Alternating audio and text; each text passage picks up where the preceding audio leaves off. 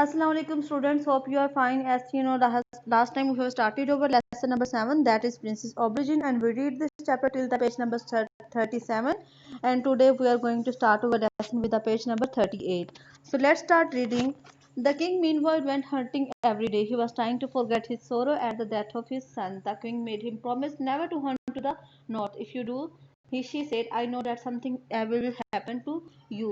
उसी दौरान बादशाह हर रोज शिकार के चला जाता था। वो अपने काम को भुलाना चाहता था अपने बेटों की मौत पे, लेकिन मलका ने उससे प्रॉमिस किया था कि तुम कभी भी नॉर्थ की तरफ शिकार करने नहीं जाओगे। अगर तुम ऐसा करोगे तो तुम्हारे साथ कुछ बुरा हो जाएगा।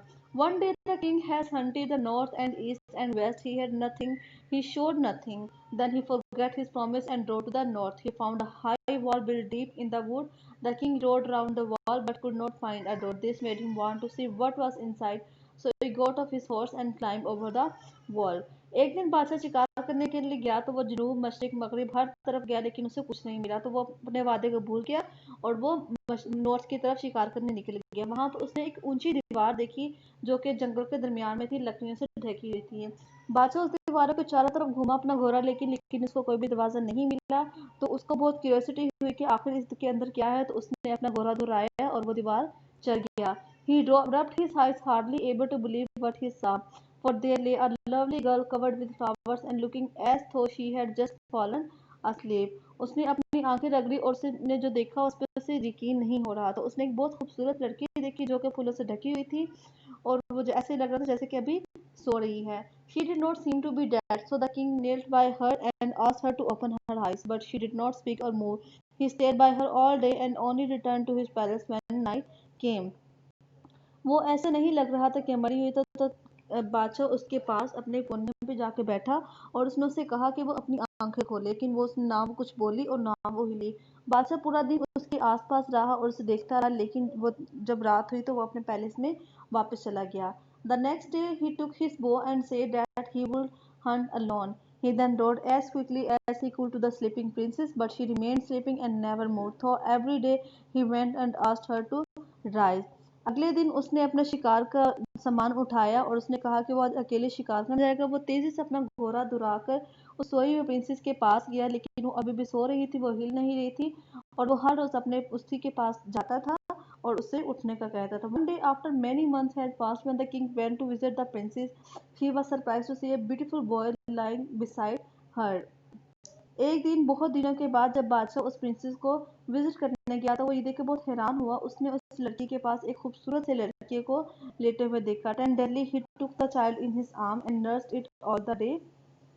तो उसने आराम से उस बच्चे को उठाया और उसके पूरा दिन देखभाल की। When night came, he laid it down again by the dead mother and returned to the palace. वो जब रात आई तो वो उस बच्चे को उसी मरी हुई माँ के पास छोड़ के चला गया महल में। As the month passed, the child grew and returned to talk. The king asked, "Is your mother always free?" जैसे ही बच्चा बड़ा हुआ, कुछ साल गुजरे, वो बच्चा बड़ा हो गया और वो बोलने लग गया। तो बादशाह ने उससे पूछा कि क्या तुम्हारी माँ हमेशा सोई रहती है? No, replied the child. नहीं, बच्चे ने जवाब दिया। At night she is live and cares for me. रात के वक्त वो जाग जाती है और मेरा ख्याल रखती है, as a mother should, जैसे कि एक माँ को करना चाहिए। The king was determined to know more, so he said the child, ask your mother tonight what make her die. तो बादशाह को ये सुनकर बहुत ताज्जुब हुआ। तो उसने उस बच्चे से कहा कि तुम रात को अपनी माँ से पूछना कि वो किस वजह से मरी। That morning the child said, the wonderful necklace that the queen wear makes my mother die. When she take it off at night, my mother is live again, but when she put it on in the morning, my mother dies.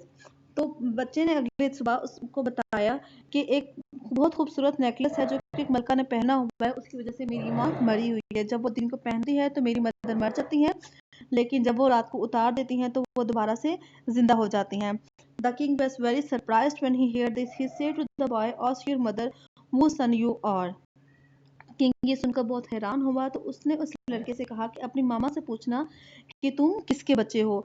When the king returned to the wood next day, he could hardly believe the boy's news. Mother said, I am your son.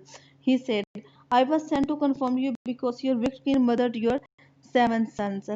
जब वो अगले दिन बादशाह लकड़ी में वापस पहुंचा तो उसने जो सुना उससे उस बात पर बहुत हैरानी हुई। उसने कहा कि मेरी माँ ने कहा मैं आपका बेटा हूँ, मुझे आपके आराम के लिए भेजा गया है क्योंकि क्वीन ने आपके 7 बच्चों को मार दिया है। बादशाह की सुनकर बहुत हैरान हुआ और उसे बहुत गुस्सा आया।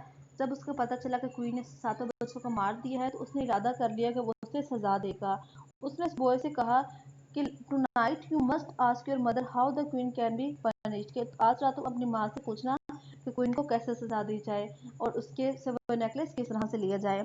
अगले दिन उस बच्चे ने बादशाह से कहा, मदर से I am the only person who can get the necklace, so tonight you must take me the palace. Mother ने कहा कि मैं ही वो वाहिद औरत हूँ जो उससे वो नेकलेस ले सकती हूँ, इसलिए आज रात तुम मुझे पैलेस में लेके जाना। The king did this and he explained to his minister that the boy was his son, he would be king after him. तो बादशाह ने ऐसे ही कहा और उसने बाकी मिनिस्टर से ये सारा बयान कर दिया कि वो लड़का उसका बेटा है और उसके बाद वही बादशाह बनेगा। और मलका जानती थी कि कैसे उसके सारे बच्चों की डेथ हुई है, तो वो उस बच्चे से बहुत जेलस हुई, तो उसने उस बच्चे को जेल में डालने का इरादा किया। तो उसने कुछ बहुत खतरनाक से इरादे बनाए। उसने उस बॉय को किस किया and gave him a hot handful और स्वीट ऑफ ईट, और उसको बहुत ज़्यादा स्वीट्स दी खाने के लिए। I will not eat them unless I can have the lovely necklace that you are wearing, मैं ये नहीं खाऊंगा जब तक आप मुझे ये खूबसूरत नेकलेस नहीं देंगे जो आपने पहना हुआ है। से the queen. Let's move to the next page, that is page number 39. The queen thought that the sweet would poison the boy, so she gave him the necklace. तो क्वीन ने सोचा कि इन टॉफियों से लड़के को जहर मिल जाएगा, इसलिए उसने उसे नेकलेस दे दिया। बच्चा महल से बाहर भागा इससे पहले कोई उसे रोक सके। वो तब तक नहीं रुका जब तक वो पैलेस से अपनी मदर के पास नहीं पहुंच गया। उसने जल्दी से अपना वो नेकलेस उसके सर पे फेंका और वो उस वक्त उठ गई। She took lovelier then ever, और वो पहले से भी ज़्यादा खूबसूरत दिखने लगी थी। जल्द ही बादशाह वहाँ पर आया और पैलेस में वापस आया और उसने अपनी वाइफ से कहा, but she said I can not be your wife until the big king is dead. तो उसने बादशाह से कहा कि मैं तब तक तुम्हारी बीवी नहीं बन सकती जब तक कि वो चालाक मलका मर नहीं जाती। She might murder me and my young son as she did ever on ever son, वो क्या पता मुझे भी मार दे और मेरे बेटे को भी, जैसे कि उसने अपने 7 बच्चों के साथ किया। I must walk over her grave before I can marry her, मैं उसकी कब्र पर से गुजरना चाहती हूँ इससे पहले कि मैं आपसे शादी करूँ। You must dig a deep hole at the palace gate and fit it with poisonous sticks. तो उसने कहा कि आप पहले महल के गेट पे एक बड़ा सा डीप होल बनाएं और उसके अंदर सारे जहरीले सांप छोड़ दें और उसको उसके अंदर फेंक दें और उसको वहीं पर दफना दें। अगर आपने ऐसा कर लिया तो मैं आपसे शादी कर लूँगा। तो किंग ने अपने सर्वेंट्स को, नौकर को हुक्म दिया कि वो वहाँ पर एक गड्ढा खोद दे। तो जब उसने he went to the queen and said, वो क्वीन के साथ गया और कहा, I have something wonderful to show you, मेरे पास तुम्हें दिखाने के लिए कुछ बहुत अच्छा है। क्वीन डर गई because her necklace war gone, क्योंकि उसका नेकलेस जा चुका था। तो उसने कहा, नहीं, दिस इज समथिंग, ये जरूर कोई चाल है, आई विल नॉट कम, मैं नहीं आऊँगी। सो द सोल्जर सीज्ड हर, तो सोल्जर्स उसे खींच के लाए और उसे उस सांपों के हॉल में फेंक दिया और उसको वहीं पर जिंदा दफना दिया गया। सॉरी। और फिर वही खूबसूरत प्रिंसेस आई अपने खूबसूरत बेटे के साथ उसकी कब्र पर से गुजर के। She gave her hand to the king, उसने अपना हाथ बादशाह को दिया और उन दोनों ने शादी कर ली और उसके बाद वो हमेशा खुश रहे। So this is our story of the prince Aubergine. We completed our reading session.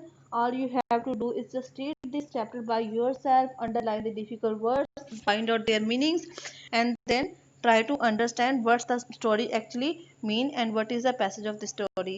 So this is our today's lesson. Thank you. Take care and Allah Hafiz students.